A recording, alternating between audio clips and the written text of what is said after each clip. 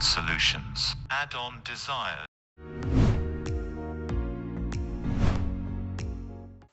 Hello, my dear students. I hope you all are doing great. Yeah, again, we are here with another chapter with an amazing style we are going to study. That is what the social study, and this chapter is actually very important. That is what we are going to study today. Basically, we are going to deal with the theme first, or the part first, or the unit first of your textbook, that is diversity on the earth. Yeah, so what we are going to study? We are going to study chapter number 4, that is the polar region. And believe me, this chapter is an amazing chapter, and with this chapter, you will not just study, but you will get some imagination, some creation in your mind that is like, it would be like a movie. Yes, it would be like a movie. You will not just study, but you will watch a movie like that. Through the words you will create your own imagination, and it would be like somehow in the backside of your mind the movie is going on. The 4th chapter, 5th chapter, 6th chapter, 7th chapter, these all are connecting chapters, are like a movie going on. Day to day life, you will have to connect yourself with this profession or with this lesson in order to get and assume and feel that feelings of the movie theater. Okay, so chapter number 4, the polar regions, page number 40 to 48, that is what in your textbook. Yes, so where is the polar region? Where is the polar region? You have seen the North Pole and the South Pole. Yes, you have seen the North Pole and the South Pole on the globe. The region which lies near the poles is called the polar region. You know, and we all know that in the globe, on the globe, we have 2 poles, North Pole and South Pole. And those regions, if those regions close to the North Pole, North region pole, or North Polar region, and those close to Southern Pole, that is Southern Polar region, you will be reading about the Northern Polar region in this chapter, specifically about the Northern Polar region. Okay, look at the map in next slide. That is what I'm going to share. It shows the North Pole and its surrounding regions. The entire polar regions has been shaded lightly. Notice the boundary of the region. This is known as the Arctic Circle. So this is the map. Okay, polar region in the northern hemisphere on the world map, and this is our India. This is our India, that is what? Northern America, Southern America, and this Australia, and this Africa, and this Europe, and this whole long, even our India is in that continent. What is that continent? Asia. So you can see these dark things, dark on up above, dark on southern. So that is North Pole and this is Southern Pole. So those countries are related or connected or close to the Northern Pole, that is called Northern Polar region. Those countries connected or related or close to the Southern Pole, these are called as Southern Polar region. Clear? So the northern part of the continent within the polar region is known as the tundra. What is that called? As tundra. Tundra. Tundra, tundra. Okay, very funny name, but you'll have to mind it, you'll have to remind it, you'll have to remember it. The northern part of the continent within the polar region is known as the tundra. Okay, tundra means very cold. Tundra means very cold. Since the tundra region gets very little sunlight, it has a unique type of vegetation known as the tundra vegetation. So whatever related to tundra, it is tundra. If it is vegetation, tundra vegetation. If it is animal, tundra animal. Okay, so this part or the northern part gets very little of the sunlight. Means if they get very little sunlight, in the sense they get very little heat, because we get heat from the sunlight. That's what we have studied, the source, sun as a source of energy, we have already studied. Okay, so this part is basically of that continuation, like tundra vegetation. Those vegetables or vegetations available in the tundra region, that is called tundra vegetation. Seasons in the tundra. We have already studied about the seasons in our Indian context, in our Telangana context, in our Andhra Pradesh context. Okay, that we have three major seasons and all three connected seasons. Okay, in the Tundra region, now we are studying in the Tundra region, it is extremely cold. It is difficult to even imagine the cold in the Tundra. In India, the sun rises and sets every day. In India, sun rises every day and sun sets every day. Every day we feel morning, and every night we feel, or every evening we feel good evening kind of situations. But there, this doesn't happen in the Tundra. It doesn't happen in the Tundra. It is almost dark throughout November, December and January. These 3 months means completely dark. No morning, no sunshine, no energy, no temperature. Okay, since the sun doesn't rise at all, this is the winter of the Tundra. All 3-4 months just very cold. That is why it is named Tundra, and it is bitterly cold during this month. Bitterly cold. You know that when it is extremely cold, water freezes to become ice. We know that. How much? 0 degree Celsius. And 0 degree Celsius we get from the liquid or water to the ice form of the water. Okay. In this extreme cold, water of the rivers, lakes and seas freezes, strong cold winds blow, and there is heavy snowfall. Okay, due to the severe cold, dark and icy condition, all the plants die. They cannot survive because we know the photosynthesis process. We need water, we need oxygen, we need sunlight, we need soil. We all need that organs in order to create the healthy and the beautiful plants or the trees. But here no sunlight for 3-4 months, then means no vegetation. Even birds and animals leave this region and migrate elsewhere for these three regions. Okay, the whole region becomes dark, deserted and desolate. So you can feel the winter season in Tundra region. See the winter season in Tundra region, completely that somehow you will find very 2, 4, 5, 6 birds, and that is only in that time. In afternoon time, sometimes where no sun, nothing, it's just completely dark. Summer, the sun begins to shine in the Tundra around February and March. Sometimes in February, sometimes in March, but not in October, November, December, January. No chances.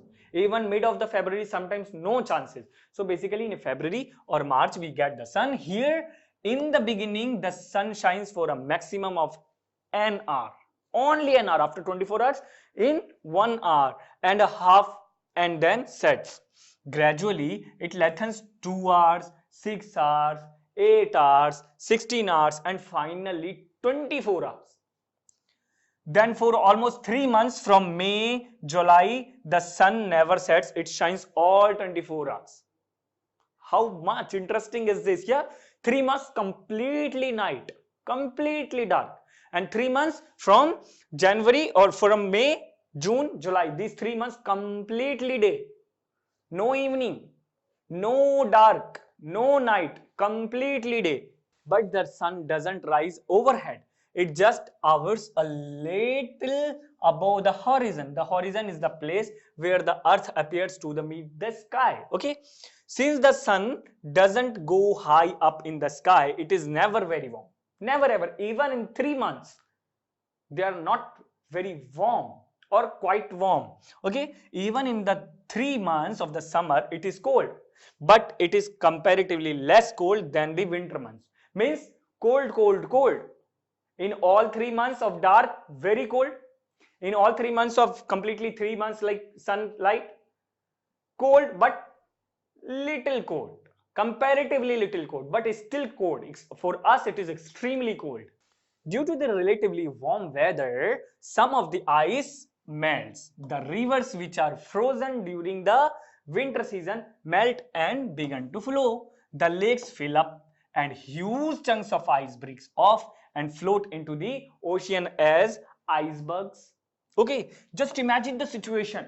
All 3 months just dark, completely silent. No birds, no animals, no plants, no trees, completely dark. Okay, and another 3 months, sometimes it starts from February and March, half an hour, 1.5 hour, 2 hour, then 4 hour, then 8 hour, then 16 hour, and then completely for 3 months, May, June, and July, completely day. But that is also we don't get directly sun here, so little bit warmer, so the melted, that frozen part started melting, so liquidity comes and takes place in here in this season. The land which was frozen and desolate in winter comes alive with color during summer. With color during summer. When summer approaches in May, June, July, when summer approaches, many multicolored plants, lichens, grass, shrubs, and berries sprout all over the part, all around the part. They bear flowers and fruits of different colors. Many birds and animals come to feed on them because 3 months completely day, so they also come to eat those flowers and fruits. You can see the summer season in Tundra region. We have seen the winter season, yeah, completely silent, just white layer everywhere, white curtain everywhere, white bed sheet kind of thing. But here in summer season, some red green vegetation you will find, a beautiful part of that. So many types of insects, creatures, birds, they come and they fly over it. Vegetation. Let us study about the vegetation. Due to the cold, the upper soil surface of the region is frozen into a rock-like state all through the years. This is called permafrost. What is that called? Permafrost. Okay, this permafrost, as there is little soil, only some small points can grow. Not all. We cannot grow rice or wheat like we use here. Some specific special kind of breeds of the vegetation. The underground soil being hard, it is difficult for trees to grow because it is very hard. Okay, even if they manage to grow, the trees get damaged and uprooted with the strong winds and storms. So most of the tundra region is treeless, no tree at all. Somehow some bushes, vegetation, little bit part. That's what we see. We just saw. Okay, the people of tundra regions. The people of tundra regions, Eskimos. However, the word we got here, but we already aware about it from last first year, second year, third year, fourth year, fifth year, sixth year, seventh year, now in 8th class. So in all previous classes, we have heard somehow about the Eskimos. So Eskimos, the Arctic is region of vast treeless plains, icy seas, and barren rocky islands. This harsh cold land is the home of the Eskimos. They live in the scattered settlement in Greenland, Canada, Alaska, and Siberia. Where? Greenland, Canada, Alaska, and Siberia. That Alaska was the part of USSR. That is what you will understand in coming classes. But now it became the part of United States. Same Canada, it's also the part of United States of America. We saw the world map, yeah. So in United States of Greenland is very close to that, and then Siberia. For thousands of years, the Eskimos were isolated from other people. They lived by hunting and fishing, and they developed a way of life well suited to their homeland because they are not as we are. We eat apple, we eat banana, we eat oranges, we eat grapes, we eat chapati, we eat rice, we eat idli, dosa, sambar, so many things. But they don't have that food choices or opportunities to eat. They are very limited to it. So either hunting in the sense birds they hunt, some small types of species or creatures they hunt, okay, or insects they hunt and eat, and some types of animals they hunt and eat, and then local vegetation, their roots and all. Okay, the Eskimos traditional way of life developed to meet the challenge of the far north. Okay, so this part, this lesson, 4th lesson is all about that. This 4th lesson is all about the Eskimos, worlds, clothes, colds, and snowfall and all. So it's like of movies. This section described that way of life which the Eskimos followed until recently. The most commonly accepted meaning of Eskimo is snowshoe natter. snowshoe netter. There are two main groups referred to as Eskimos, Inuit and Yupik. Inuit and Yupik. Okay, Inuit in their language means the people or the real people. The Eskimos are descendant of Siberia, now a part of Russia in the northern Asia. Eskimos languages have been spoken for thousands of years, but they were not written down until modern times. They speak because they communicate, they have their own language. They have their own language. You are enjoying, right? So they have their own means of communication. They have their own language. Like we cannot understand the bird's language, what they do. If the quail, we know it's bird. Oh yeah, this is cuckoo, this is quail. We know that. The black color bird, but the beautiful voice. We know that. But do we understand that? No, we don't understand. Same way, they also have means of communications. They also have language, but till now, they don't have like leapy. They don't have fonts. They don't write it. Just they make noise and the other people understand. This is what their style of communication. Eskimos languages have been spoken for thousands of years, but still not written even till now, even in modern times. So there are three main languages: Aleut, Yupik, and Inupic. Aleut, Yupik, and Inupic. The Eskimos first entered North America about 5,000 years ago, crossing the Bering Straits from Asia. So different types of animals, you can say them. They are human beings, but living like kind of another creatures. Okay, so you can see this frozen animation, we all know. Okay, and these are the Eskimos staying there and warming some reindeers and another types of animals, lagans. Okay, so today the Eskimos population is not large, but it is growing. It is not very large, but gradually, slowly they are growing up. Okay, group life. Their group life, very interesting portion.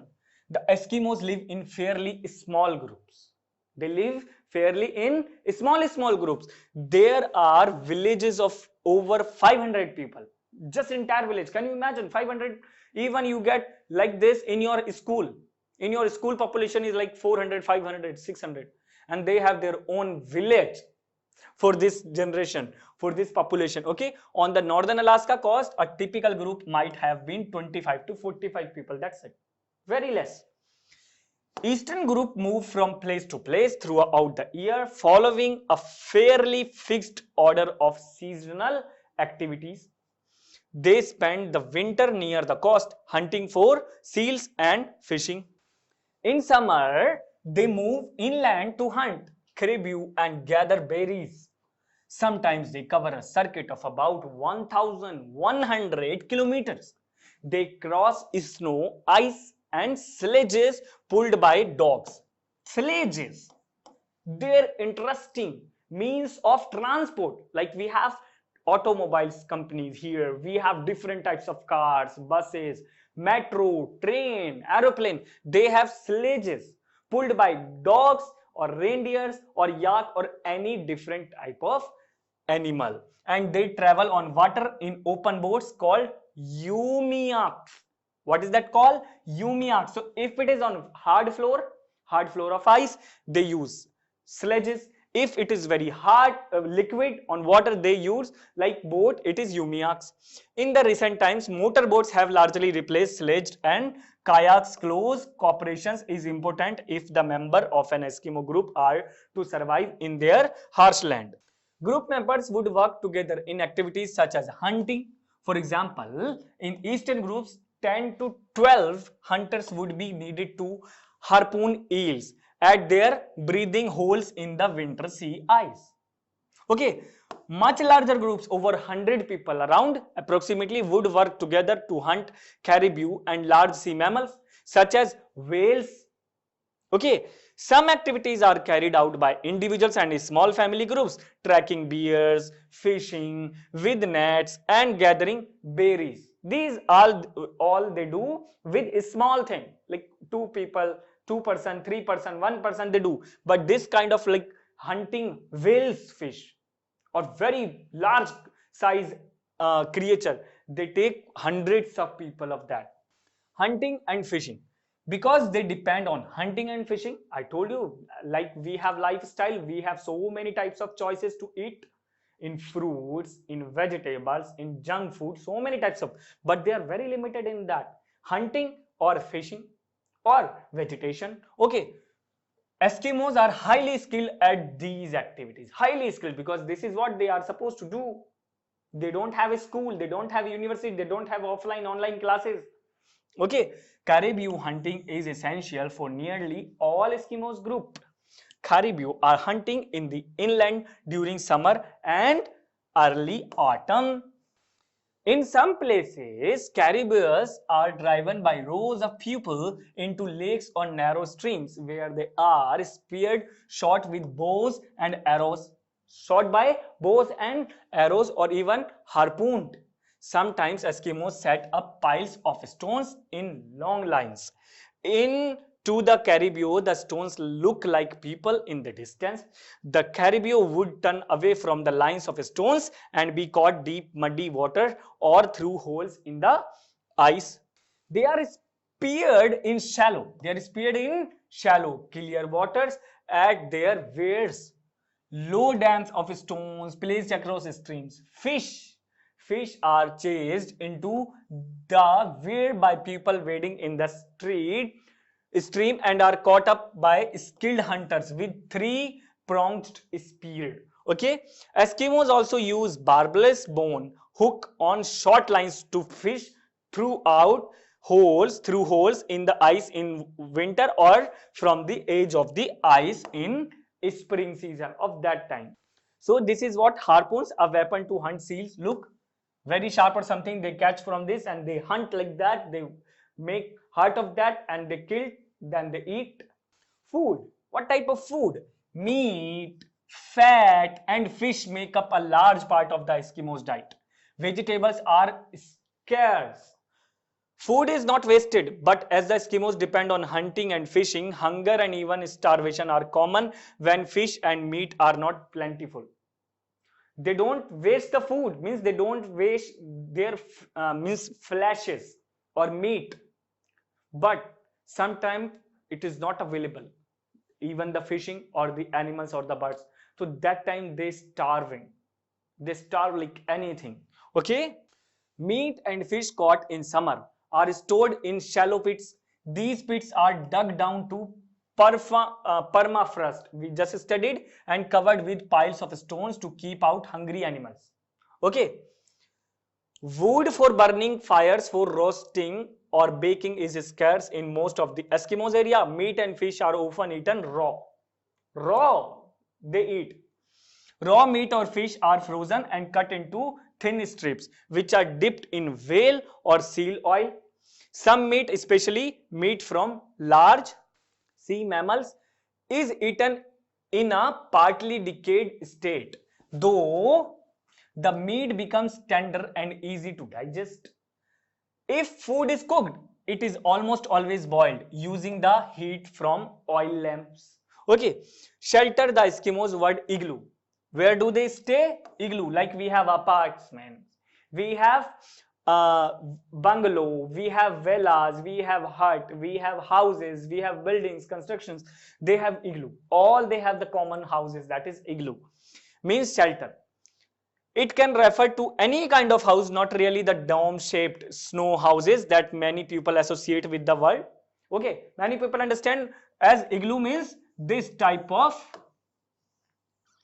house. This is entrance. No, it is not like that. Any type of house on that region is called igloo. Okay, so in summer most Eskimos live in tents made of animal skins. Summer, for them it is summer, but it is still very cold. So they made with mammals or animals skins. In Western Alaska, dear students, very large winter tents are made by placing heavy walrus skins. Walrus, we know, a kind of species, okay, or near that pond, over wood frames On the northern coast of Alaska, dome-shaped houses are built of logs and whale ribs. The dome is raised over a depression in the ground and is covered with frozen turf. Covered with the frozen turf. In Greenland, houses are built of stone slabs. Snow houses are used only in the eastern and the central regions. They are made from blocks of packed snow, not ice. Not ice. Built into a dome, larger snow houses are used as winter residence. Long tunnel entrance provided storage space in these larger homes. The entrance tunnel opens into the house below the floor level. Some people on Tundra live throughout the year in permanent houses built with wood and bricks. Somehow, in the rear half of the house and on both sides of the door, there are snow benches about 1 meter high. About 1 meter high. The rear bench is covered with animal skins and it is used for sleeping. Okay, the side benches support racks for drying clothes, food supplies, and seal oil lamps that provide light and heat, and they boil their food. Sometimes two large snow houses are joined together by tunnels. Sometimes two large snow houses are joined together by the tunnels. Inside they create tunnels from one part to another part instead of going out. Okay, just imagine that is not just cold outside, but different types of animals are also available. They cannot see in night, the Eskimos, but animals can see. So they are also afraid of that. They don't have fire, they don't have that thing like lights or bow. So they make tunnel. Instead of going from outside, they go inside. Okay, some snow houses are lined with seal skins that are sewed together in and suspended from the top of the dome. So this is what we have: sledge by reindeers, by yak, by dog. They create one kind of cart and they tie with that and they go from one place to another place. They carry their heavy load, they carry their food. Like we have domestic animals here, cow, buffalo, horse. They have these animals as their pet. So dear students, in next video we will learn about the same chapter, 4th chapter. We will learn clothing and craft of Eskimos. Clothing and what type of clothes they wear, and the crafts, what type of design they create. Okay, like we have so different crafts available. So what type of craft they create, that is what we are going to study in next class. So stay connected with Adult Solution and with your Nabi sir. Thank you very much. Adult Solutions. Add-on Desires.